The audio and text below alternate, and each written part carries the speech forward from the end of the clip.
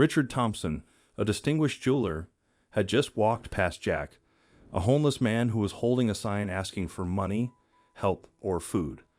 Feeling compassion for Jack, Richard approached to offer assistance. As he did, he couldn't help but notice the chain around Jack's neck. He recognized the necklace from an image he had seen before. "Where did you get this?" Mr. Thompson inquired, his fascination evident upon seeing the necklace in person. He was always hesitant to hand out money to the homeless, but he saw no harm in providing them with food. The homeless man looked up, puzzled, trying to figure out why Mr. Thompson was coming toward him. Richard squatted to meet the man's gaze, a gentle smile on his face as he handed over the sandwich. "I don't know if you're hungry, but I think every little bit might help," he mentioned, as the man carefully accepted it. "Thank you, sir," the man responded, surprise flickering in his eyes at the gesture of goodwill. "Are you okay, sir?"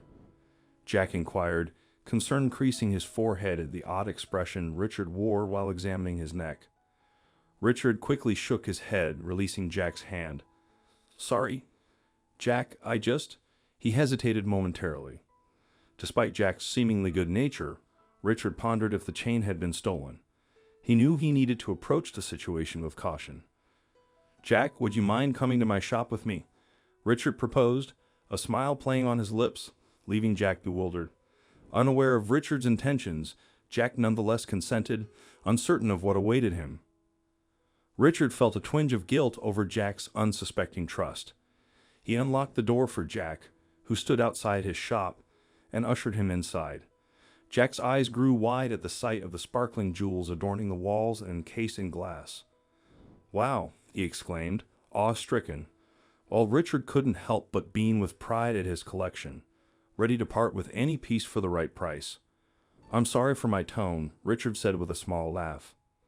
"I must say, I am very intrigued by the chain and pendant around your neck. Would you mind if I take a closer look? Of course, I have always loved it ever since I got it." "Sure, you can see it." He looked over the pendant and saw the marking on the metal, and his breathing halted for a moment. This was a palladium necklace, a precious platinum metal. This was the exact piece that had been reported missing for nearly a decade. Richard knew exactly what he had to do. He smiled at Jack when he took off the magnifying glasses, let one hand, which wasn't holding the pendant, trail below his desk, and pressed the button. This way, the police would get notified and be on their way immediately. "It is a beautiful piece, Jack," Richard said, and Jack returned the smile. "Wherever did you get it from?" "I got it from someone I called a friend many years ago." "I know it is beautiful, but it is not for sale. I'm sorry," Jack said as he waited for Richard to return it. The pendant was worth multiple thousands of dollars, and Richard refused to part with it. The quiet of the shop was shattered by the sound of the front door opening. 2 police officers entered, their presence immediately filling the space. "What's going on? Why are the police here?" The policemen approached, their expressions stern. Jack nodded, his heart racing, the situation spiraling beyond his understanding. The officers gently but firmly explained that Jack needed to come with them for questioning. As the police car drove away, Richard stood frozen, the image of Jack's confused and fearful face etched in his mind. At the police station, Jack sat in a stark interrogation room, his hands nervously fidgeting.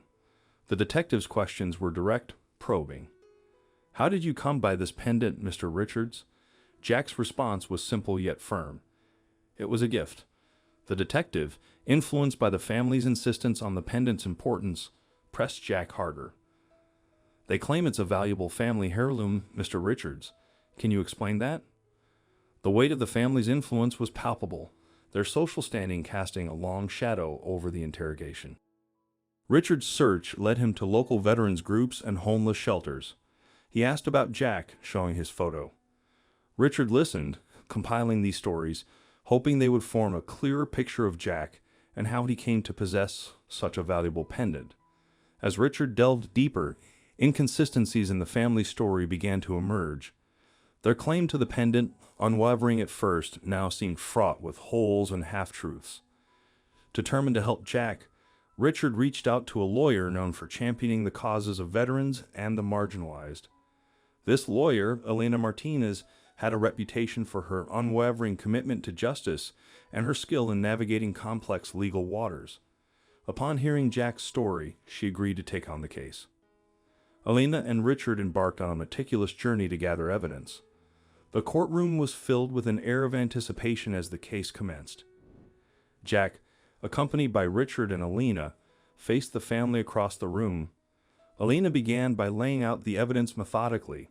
She presented Jack's side of the story, the findings from Richard's investigation, and the inconsistencies in the family's claims.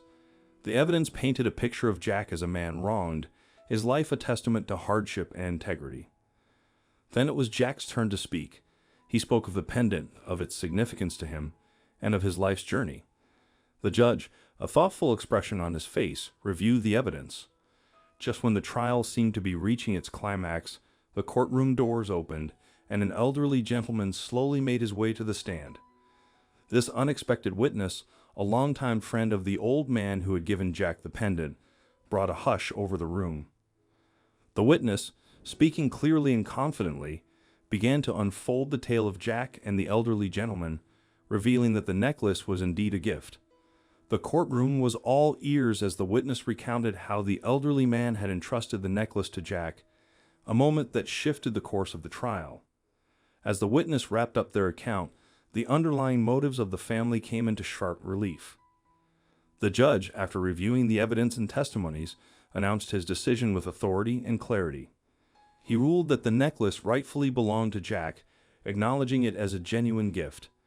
Outside the courthouse, beneath the open sky, Jack and Richard experienced a shared moment of quiet victory and relief. Richard, facing Jack, extended an apology for his initial skepticism and actions. "I'm sorry for not believing you at first," he admitted sincerely.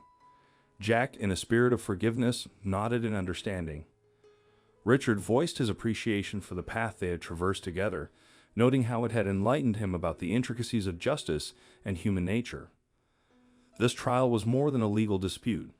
It was an odyssey that enriched his perspective on empathy, kindness, and the essence of advocating for justice. He came to understand that true justice transcends the confines of law, embodying the personal stories entwined with each legal case.